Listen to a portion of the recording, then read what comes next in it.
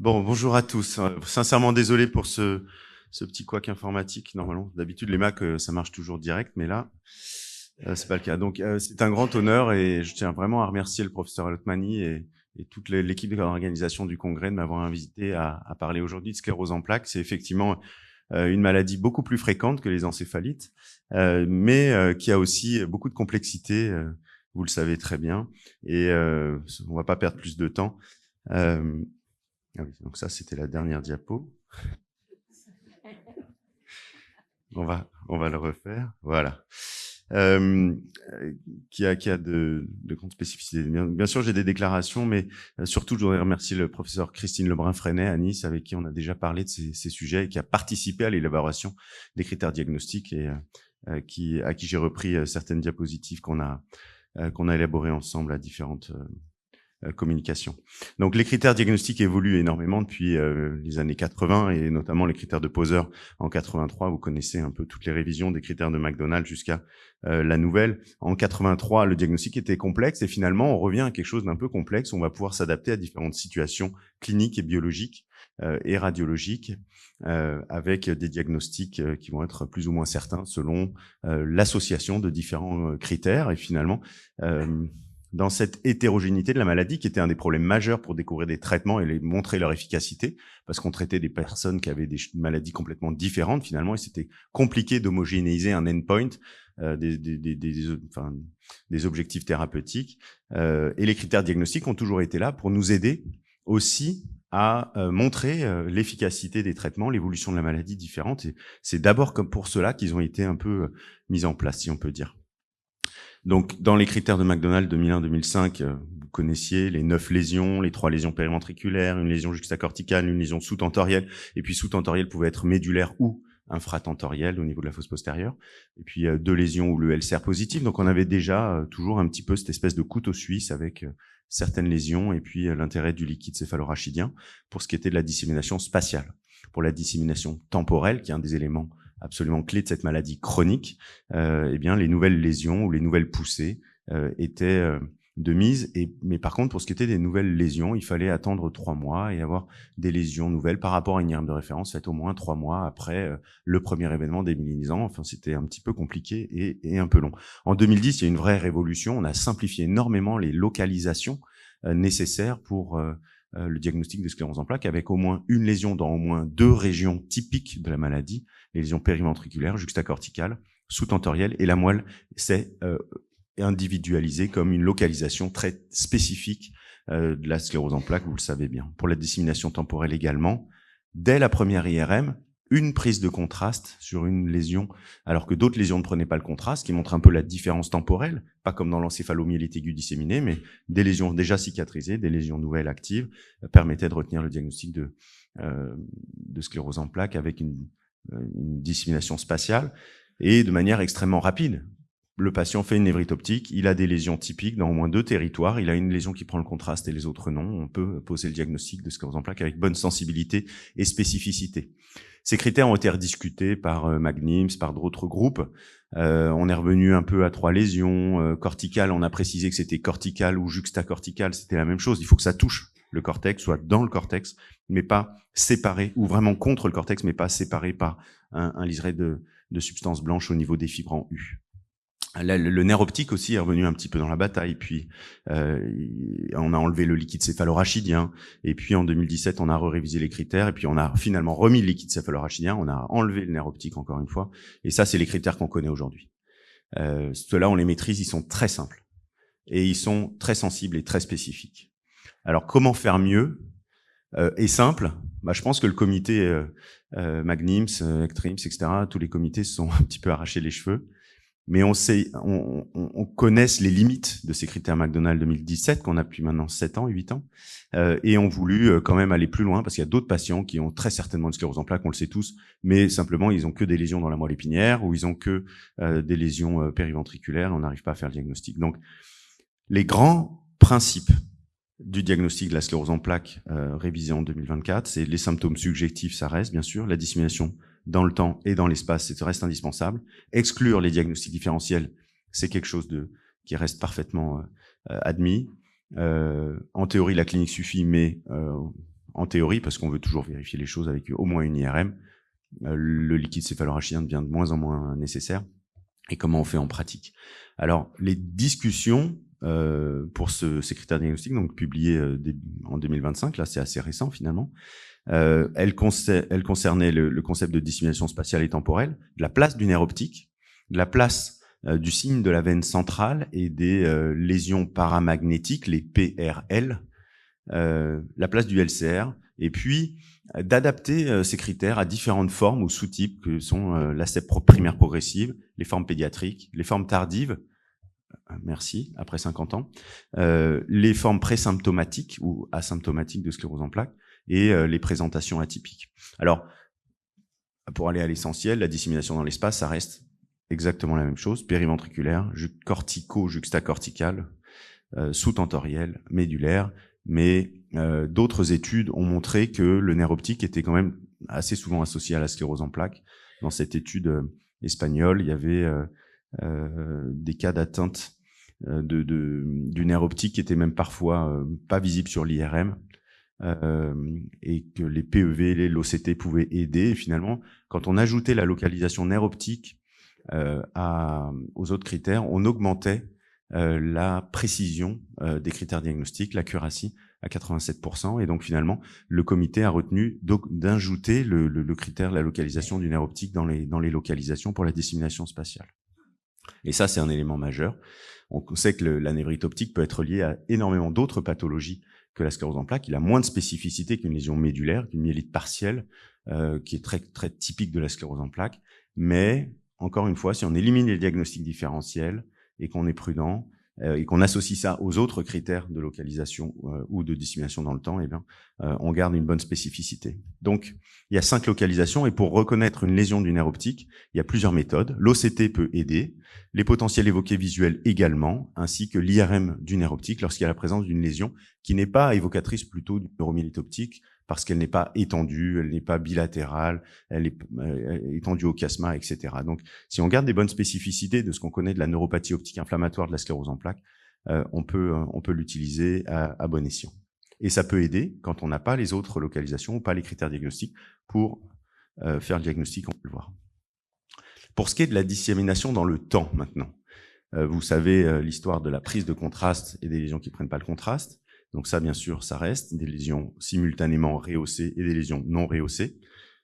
L'événement clinique évocateur dans le suivi, donc si le patient fait une deuxième poussée, ça évidemment c'est une dissémination clinique de la maladie. Les nouvelles lésions sur les IRM de suivi ou les nouvelles prises de contraste sur les IRM de suivi, ça ne bouge absolument pas et on connaît tout ça. D'autres critères de spécificité si vous voulez, qui vont avoir un rôle de dissémination dans le temps pour remplir ce critère temporel de chronicité de la maladie, finalement, c'est la présence d'au moins 6 lésions avec un signe de la veine centrale. Alors, on voit un petit peu là sur ces images, vous voyez des lésions de la substance blanche qui sont pointées par un petit point noir en séquence SWI, donc c'est une séquence de susceptibilité magnétique qui va permettre de bien voir le sang dans les vaisseaux et montrer que la veine est au milieu de la lésion parce que c'est à travers ces vénules que les lymphocytes passent la barrière hématocéphalique pour faire les lésions inflammatoires. Donc au moins 6 lésions quand il y a beaucoup de lésions, mais quand il y a 5 lésions, comment on fait? Eh ben, il faut au moins la moitié plus une, donc au moins 3 lésions avec un signe de la veine centrale quand il n'y a que 5 lésions, par exemple, chez un patient. Et pour ce qui est des PRL, paramagnetic rim, ou les lésions avec anneaux paramagnétiques, vous voyez une lésion ici, et ici sur une séquence de susceptibilité magnétique de phase, phase T2, on voit un dépôt noir tout autour, là, et ces dépôts-là sont associés à la chronicité des lésions, aux lésions chroniques actives, et dans ces lésions chroniques actives, il y a des macrophages, il y a des dépôts de fer, et on voit un petit peu cet aspect-là, qui montre aussi la chronicité de la lésion, et ce caractère très spécifique à la sclérose en plaques qu'on ne trouve pas dans d'autres maladies. Et donc, au moins une lésion avec un anneau paramagnétique permet aussi de retenir ce critère de chronicité. Et puis, pour ce qui est des bandes oligoclonales, l'inflammation du LCR, on sait que ça reflète cette maladie chronique parce qu'elles ne sont pas transitoires dans la sclérose en plaques. Elles peuvent être remplacées par l'index kappa. Donc la chaîne légère libre kappa dans le LCR, si son index est élevé, alors selon les études, c'est plus que 6 ou plus que 9, ça dépend à quoi on compare, à des sujets sains, à d'autres maladies inflammatoires, ça peut monter à 12, le seuil au-dessus duquel on va avoir une bonne spécificité pour la sclérose en plaques. En général, les patients ont plutôt beaucoup plus même que 20, c'est rare qu'ils soient entre 10 et 20, donc c'est un critère aussi très, très sensible et spécifique par rapport à d'autres maladies auto-immunes. Donc finalement, 5 topographies, 4 critères de spécificité, et avec toute cette boîte à outils, on va pouvoir essayer d'appliquer les critères. Ce qui est extrêmement intéressant dans ces nouveaux critères, c'est que s'il y a une seule localisation, mettons une myélite partielle avec une seule lésion chez un patient avec une IRM cérébrale normale, une IRM du nerf optique normale, on va pouvoir faire le diagnostic. Et ça, c'est vraiment important parce que quand on voit des patients, par exemple, qui font une lésion du tronc cérébral avec un syndrome du tronc cérébral, une diplopie, une ophtalmoplégie internucléaire, par exemple, un jeune qui fait une lésion inflammatoire de la partie postérieure du tronc cérébral avec une ophtalmoplégie internucléaire, on se dit, bon, bah, c'est certainement une sclérose en plaques qui débute. Et on n'a pas les critères. Alors, si on fait une ponction lombaire et qu'on a des bandes oligoclonales, et si on voit que cette lésion a aussi non, on ne pourra pas faire le diagnostic parce qu'il n'y aura pas de PRL et il n'y aura pas de signe de la veine centrale sur une petite lésion comme ça. Mais si c'est une lésion périventriculaire, par exemple, on pourra peut-être voir le signe de la veine centrale. Si l'OCT est positif, ça revient à une autre localisation. C'est pas un critère de dissémination temporelle. Donc, si l'OCT est positive, on va le voir, ça fait 2 topographies et plus une seule. Et donc, il n'y a plus besoin que d'un seul critère. Mais c'est exactement le cas clinique qui va arriver. Donc, en gros, si on a moins de 50 ans et pas de comorbidité, si on a une seule topographie, ici à droite, il nous faut au moins 2 critères de spécificité. Donc, des nouvelles lésions ou la prise de contraste. Au moins 6 signes de la veine centrale, au moins une PRL ou un LCR positif. Si on a 2 ou 3 localisations, il faudra un seul de ces critères. Et si on a 4 ou 5 localisations, au contraire, on n'a plus besoin de critères de dissémination dans le temps. Et ça, c'est très puissant parce que, effectivement, les patients qui ont des lésions dans tous les territoires de la sclérose en plaques, ils ont la sclérose en plaques et puis on n'a rien d'autre à savoir. Alors, quand on va avancer là-dessus avec juste un exemple d'un patient de 24 ans qui n'a pas d'antécédent, qui présente des signes de neuropathie optique inflammatoire avec un examen neurologique parfaitement normal par ailleurs. On voit sur son IRM encéphalique, qui date un peu, mais c'est pas grave, c'est valable. On voit des lésions périventriculaires, on voit aussi des lésions juxtacorticales, on voit une lésion de myélite partielle, on voit la prise de contraste du nerf optique. Finalement, il a au moins 4 localisations. Il y a une lésion dans le tronc cérébral également, par ici, là. Donc, il a même 5 localisations. Il a le diagnostic de sclérose en plaques. À l'époque, on attendait l'IRM de référence à 3 mois, puis les IRM d'après pour voir s'il y avait des nouvelles lésions qui apparaissaient pour pouvoir établir le diagnostic. Donc, on a quand même énormément progressé avec ça. Une femme de 32 ans, avec une hypothyroïdie, présente des paresthésies des membres inférieurs avec des urgences mictionnelles. Par ailleurs, l'examen est sans particularité. Elle a 2 lésions de myélite partielle. Vous pouvez voir ici au niveau de la partie basse de la moelle thoracique. Elle a une lésion périventriculaire au moins ici, des lésions juxtacorticales, aucune prise de contraste, donc elle a des disséminations spatiales mais pas temporelles, et elle a 3 topographies sur ce qu'on retient ici. Il nous faut donc un critère de spécificité. Et en fait, avant d'aller faire la ponction lombaire, on lui fait un OCT. Elle a une atrophie modérée de la papille OPRNFL à droite. Elle a un allongement des potentiels évoqués à droite. Et finalement, elle a 4 topographies. J'ai pas besoin de faire de ponction lombaire. J'ai pas besoin de plus d'éléments pour faire le diagnostic de sclérose en plaques.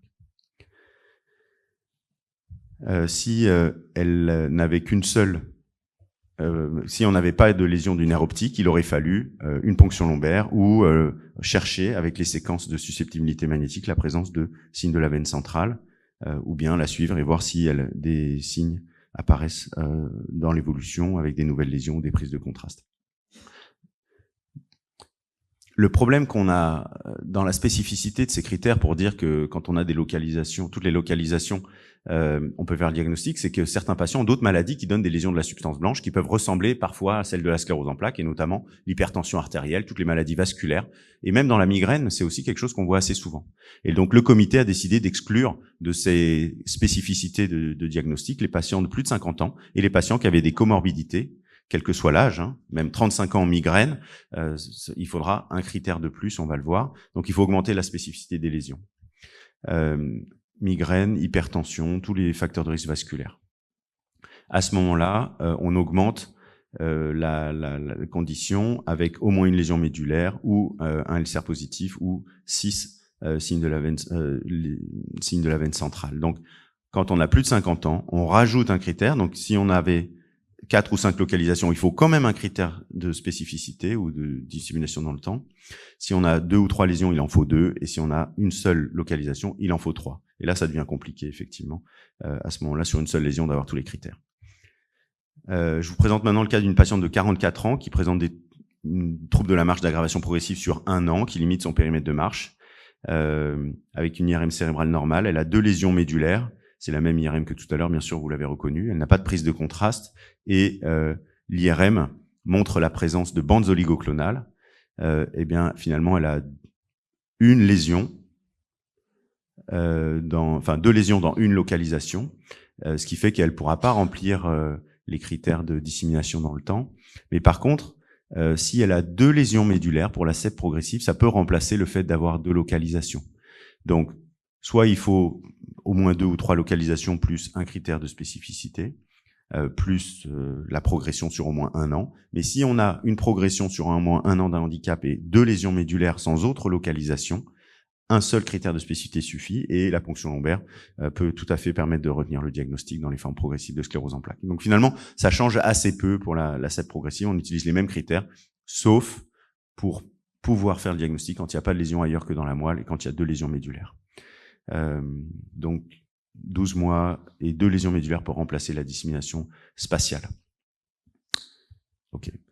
Maintenant, les cas pédiatriques, c'est aussi encore quelque chose d'autre. Une jeune fille de 13 ans, fatigue, baisse d'acuité visuelle de l'œil gauche, non douloureuse, IRM cérébrale avec des lésions prenant le contraste. On voit que ces lésions, bon, chez l'enfant, elles sont parfois un peu plus inflammatoires, un peu plus larges. Hein. On a l'habitude de voir un pattern lésionnel un peu différent, que ce soit en périventriculaire ou en juxtacortical, un peu différent de ce qu'on voit dans la CEP chez l'adulte. Il y a une neuropathie optique inflammatoire. Et dans ces formes pédiatriques, on a exactement les mêmes critères que chez l'adulte. Simplement, il y a des diagnostics différentiels qui sont plus visibles chez les enfants, c'est le MOGAD. Et quand on a une lésion, une première présentation inflammatoire, surtout si elle va toucher l'œil, et même s'il y a des lésions dans le cerveau, eh ben il faut rechercher des anticorps anti-MOG qui constituent un diagnostic différentiel fréquent chez l'enfant. Donc, dans les formes pédiatriques, les critères diagnostiques sont les mêmes que pour les formes adultes, mais en cas de présentation type ADEM, il faut être extrêmement prudent. Et chez les enfants de moins de 12 ans, il est indispensable, on va dire, de chercher les anticorps anti-MOG. Et c'est fortement recommandé chez les patients de plus de 12 ans, surtout si les symptômes ne sont pas typiques de la sclérose en plaques ou font penser à une encéphalopathie, une maladie associée aux anticorps anti-MOG. Enfin, pour terminer, pour ce qui est du syndrome radiologique isolé, hein, le RIS, ou les formes pré-symptomatiques de sclérose en plaques qui sont découvertes à l'occasion d'une IRM réalisée dans un contexte complètement différent des symptômes de la sclérose en plaques, soit un traumatisme crânien ou d'autres symptômes totalement non spécifiques, des céphalées, par exemple. On va garder les mêmes topographies, mais il va falloir augmenter la spécificité avec les critères de dissémination dans le temps, si on peut dire, avec soit au moins 2 lésions médulaires, au moins 3 lésions périventriculaires, une prise de contraste sur le suivi, des bandes oligoclonales ou une élévation de l'index kappa, ou au moins 6 signes de la veine centrale. Donc, dans ces cas-là, ça c'était pour ce qui est des critères de risque 2023, une lésion dans au moins 2 topographies et au moins 2 des 3 critères de spécificité. Et les 3 critères de spécificité qu'on retient dans les critères McDonald 24, c'est la dissémination dans le temps avec des nouvelles lésions, des lésions actives après injection de gadolinium, au moins 6 signes de la veine centrale et le LCR positif. Et ça, on va avoir besoin de ces 3 critères quand on a une seule topographie typique de la maladie.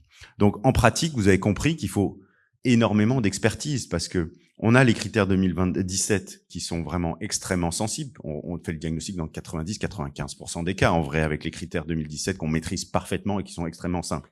Mais quand on n'a pas les critères et que vraiment cette lésion périventriculaire, elle est typique, elle ressemble, je vois peut-être même la veine sans même pas sur une séquence SWI. Des fois, on voit la prise de contraste, on voit la petite vénule à l'intérieur de la veine. On se dit, mais ça, c'est une sclérose en plaques. J'ai pas d'éléments pour un autre diagnostic. Il faut pouvoir établir le diagnostic et pouvoir mettre en route le traitement adapté pour le patient, parce qu'on sait que la précocité du traitement, on va le voir, elle est indispensable pour la bonne évolution de la maladie au long cours. Donc, en pratique, il faut de l'expertise pour bien dire qu'une lésion périventriculaire est périventriculaire et que c'est pas une lésion non spécifique. Pareil pour juxtacorticale, vous voyez ces lésions, elles touchent le cortex, elles sont dans le cortex.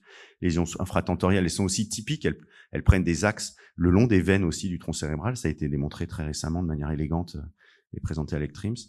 La moelle épinière, les lésions sont des myélites partielles, plutôt postérieures, latérales, peu étendues en hauteur, contrairement au NMOSD. Et le nerf optique également, il a ses spécificités par rapport au NMOSD. Il peut être mis en évidence par les PEV, les potentiels évoqués visuels, et l'OCT. Donc, ce qui change, c'est l'intégration du nerf optique dans la dissémination spatiale. C'est des critères additionnels comme les plages de signes de la veine centrale, les PRL, qui restent aujourd'hui en pratique extrêmement compliqués parce qu'il n'y a pas de standardisation des méthodes pour le mettre en évidence. Il faut des radiologues, des neuroradiologues qui soient experts et qui utilisent des séquences spéciales comme la phase ou des séquences SWI spécifiques. Le LCR, l'index kappa va nous aider si les bandes oligoclonales sont absentes, parce que parfois elles sont difficiles à voir. C'est une interprétation subjective d'un profil électrophorétique, alors qu'avec l'index kappa, c'est une mesure du ratio des chaînes légères libres kappa dans le LCR par rapport au sang sur le ratio albumine. Enfin, pour les différentes formes de la maladie, les formes pédiatriques, c'est comme chez l'adulte avec les MOG, attention à ce drapeau rouge. Dans les formes tardives, il faut un critère de spécificité supplémentaire, ou bien quand il y a des comorbidités. Et puis, pour ce qui est des présentations atypiques, également, il faut augmenter la spécificité. Voilà, je vous remercie pour votre attention.